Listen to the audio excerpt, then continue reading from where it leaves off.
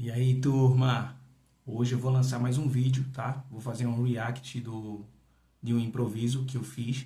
Vou fazer uma análise técnica e também uma análise harmônica. Vou falar um pouco sobre o que eu pensei no contexto melódico, tá?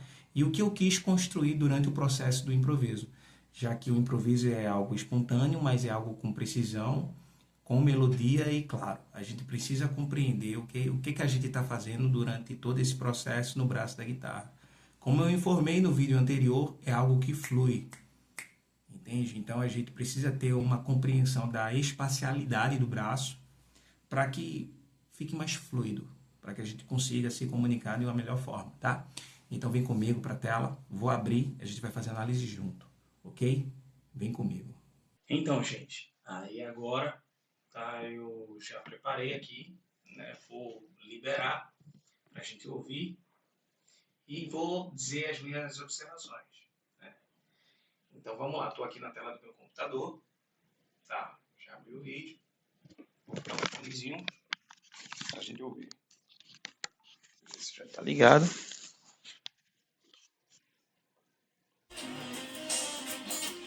Já está saindo. Eu acredito que vocês possam estar ouvindo isso, né? Eu acho que vocês estão ouvindo. Estou gravando pelo OBS. O vídeo aqui ficou muito agudo, né? O som, porque assim, eu quero gravar de forma espontânea, né? Sem muita edição no Reaper, né? Que às vezes acontece muito de a pessoa estar tentando iniciar uma gravação, errar muito, volta, corta, volta, corta. Como eu informei, tem que trazer a realidade o mais possível, né, próximo do que é tocar, né? Então, assim, é o processo de improvisação. É normal a gente errar, tá? Eu falo isso porque geralmente o aluno, quando a gente põe, né, para fazer a improvisação, o aluno trava, fica nervoso, tem medo de errar, esquece as notas, quando vai fazer alturas das mesmas notas ou em outras regiões do braço ou na mesma corda se perde. Então isso acontece porque você tem medo de errar. Então você precisa ter calma, né? Inicia aí e não ter medo de errar, né? Quando você está aprendendo a falar, você embola, você fala as palavras erradas, você não consegue juntar as sílabas. Então, assim, é um processo, como eu sempre falo, de compreensão, entendimento, né? Então, isso você vai construindo com o tempo, tá? Mas vamos lá.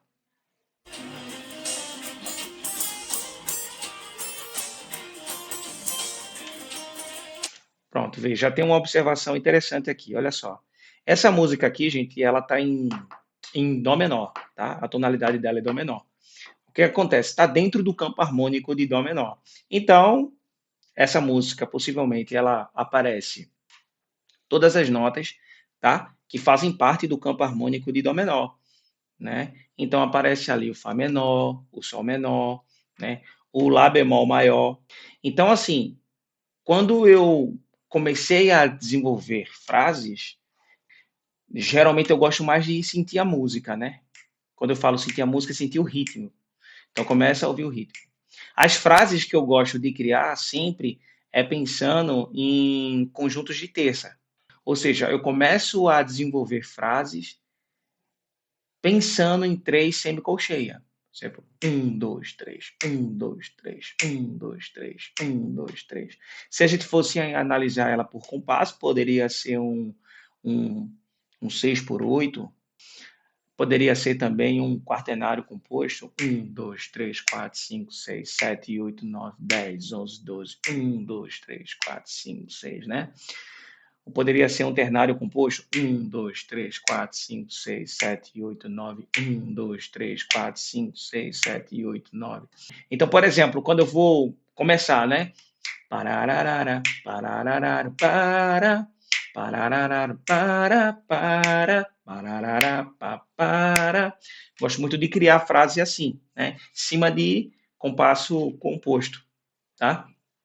Logo mais eu vou até lançar um vídeo ensinando um pouco de leitura rítmica. Eu acho que isso é importante até para os novatos que estão iniciando, né, na música, que tem vontade de desenvolver uma leitura da partitura, não só uma leitura mecânica, né, de tablatura, por exemplo, e sim aprender de fato como ler a partitura, né? Vou até lançar isso logo logo. Então, assim, é em cima desses compassos, tá?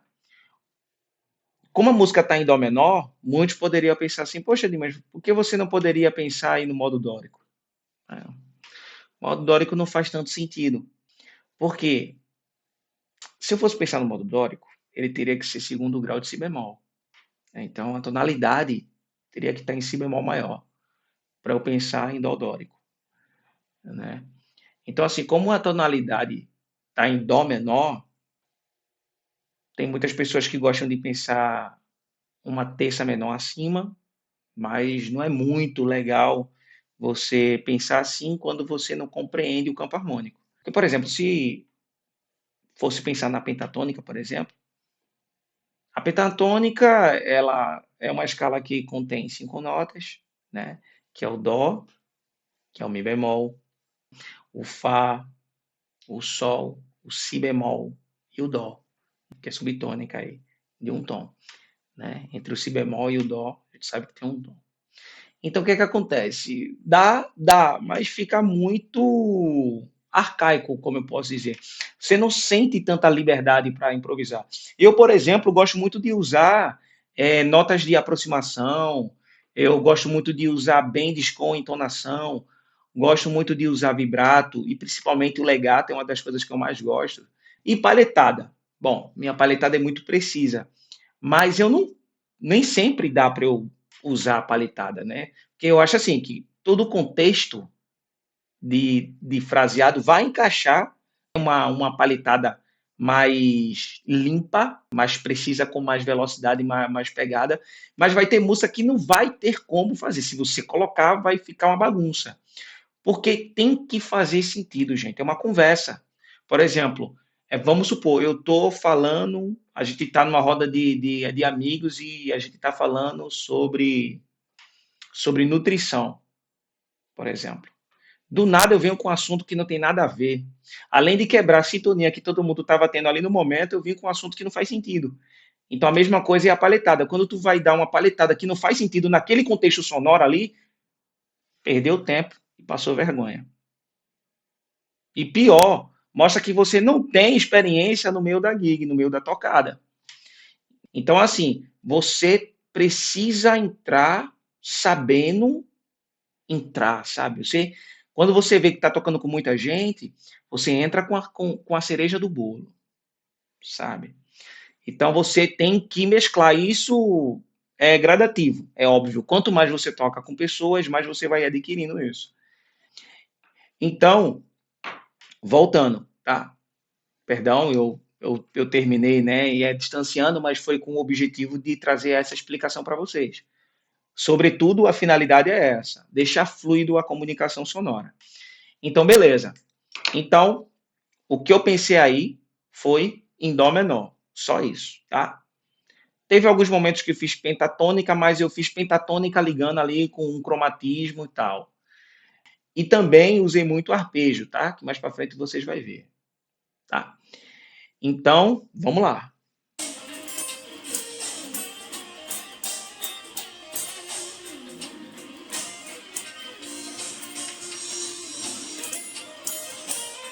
O bend semitom, ligato.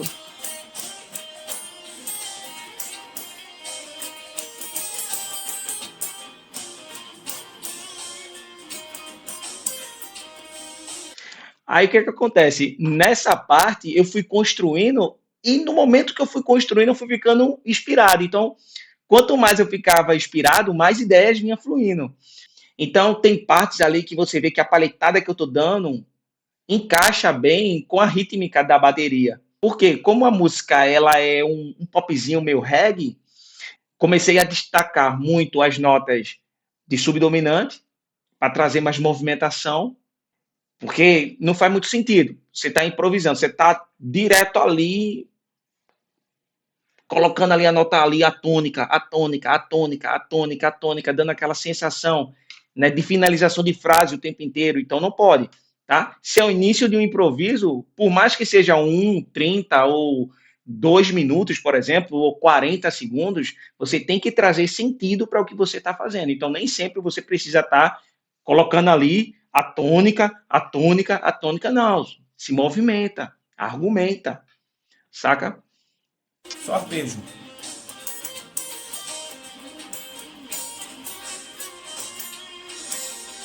Não, eu repeti, ó, o mesmo fragmento.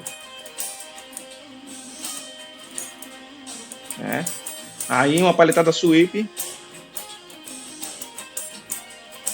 Então você viu que eu fui seguindo de forma gradual. Fui subindo de forma gradual. E aí, gente, não tem nada demais aí, tá? Aí nada mais é do que os 5 arpejos, né? Na verdade, durante o processo que eu fui fazendo, fui pensando, ó, cara, vou começar a brincar aqui com os arpejos menores, cara. Pelo braço todo, saca? Dimas, pensou no sistema Caged? O sistema Caged foi o início do processo. Porque eu consigo fazer isso tudo em uma corda só. E se não tivesse corda nenhuma aí, com uma eu só faço som. Uma só corda eu consigo fazer som. Por quê? É como eu já informei. Igual aquele vídeo lá que eu falei, lembra? O lado oculto do braço da guitarra. Pronto.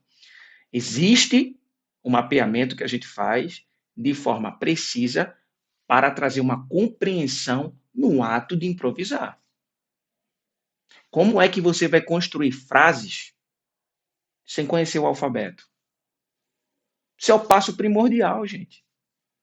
Saca? É claro, tem muita coisa aí envolvida, né? Mas para o pessoal que está chegando no meu canal agora, eu quero dizer para você que é possível sim entender e aprender.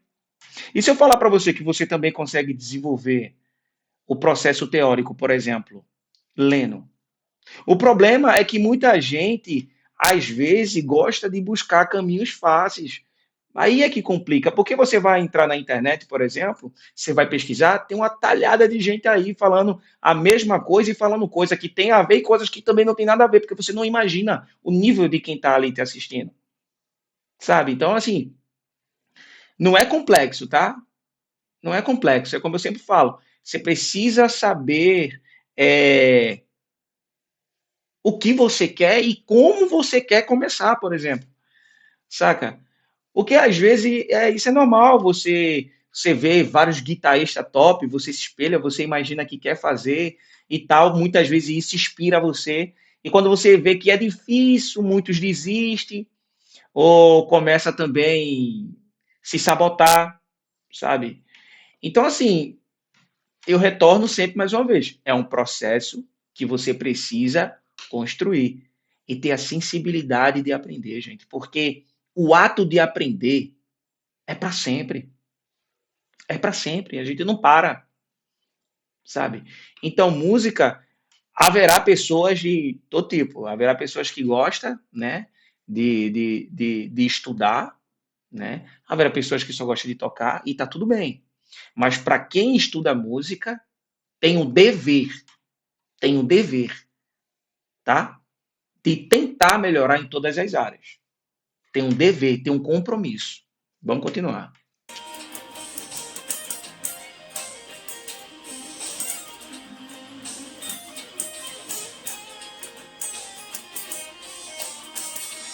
Agora, vó,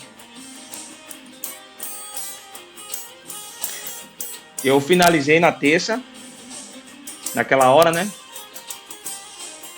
E lembrando, tá? Que a terça, gente, perdão, a terça, ela também finaliza, tá? A terça também finaliza. A gente não só finaliza na tônica, não. É um assunto um pouquinho mais avançado, tá? Mas existe, é um assunto muito importante, né? Que é chamado de substituições.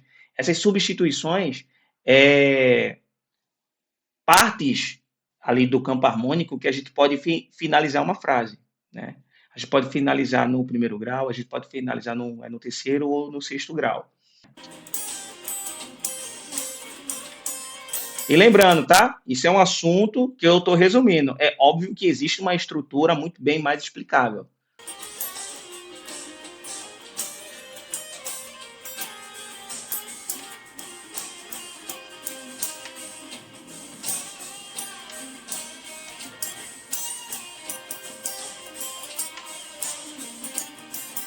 Ou seja, ligado, vibrato e abafado. Tá? Se você analisar bem aqui, as frases são pensadas aqui, são com precisões. Estou pensando exatamente em tudo que eu quero causar. Qual é o efeito que eu quero causar nesse momento, tá? Fiz uma escala sem precisar fazer. Não, calma. Uma escala simples. A música está swingada, né? O nível que eu posso dizer mais de performance tá no fraseado, tá na precisão das frases, né? Então, assim, a performance, o virtuosismo, por exemplo, também tá nisso. O virtuosismo não é só a escala, a velocidade, as oitavas. O virtuosismo, para mim, está no aspecto do controle de frases que você consegue desenvolver, sabe? Então, saca aí.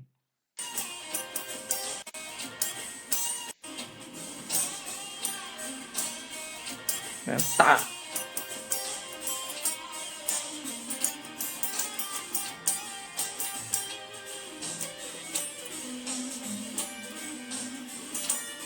O mesmo arpejo. Peraí que eu acho que eu. Que parte que eu abafo aqui. As cordas.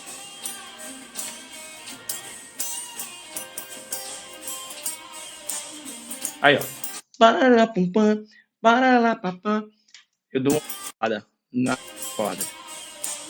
Aí, ó. Chega a dar um. Fica meio grave. A parte ali do médio ali agudo.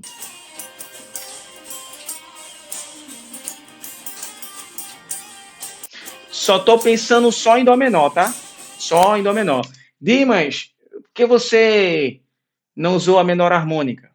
Não, não faz sentido.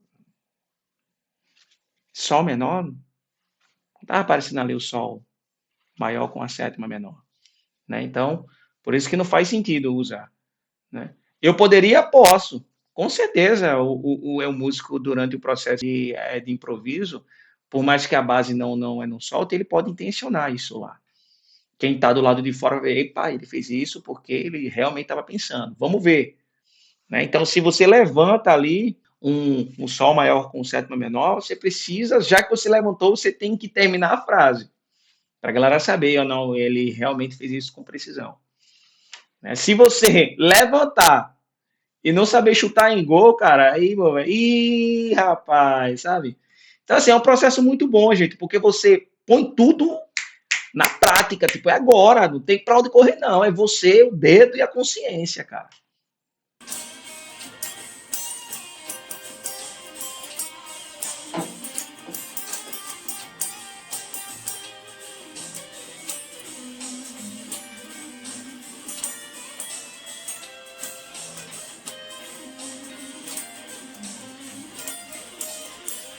Ó, vocês percebem ali, ó, eu errei, mas estava dentro, tá? Muito apogiatura que eu gosto, apogiatura demais eu vou fazer.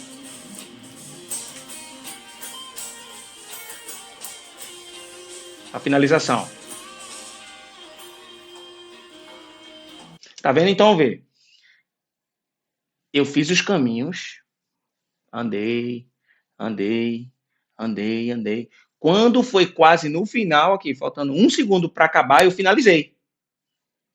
Sabe? Eu finalizei, ou seja, entreguei a minha história. Finalizei o meu discurso, né? Deixa eu voltar aqui mais um pouquinho.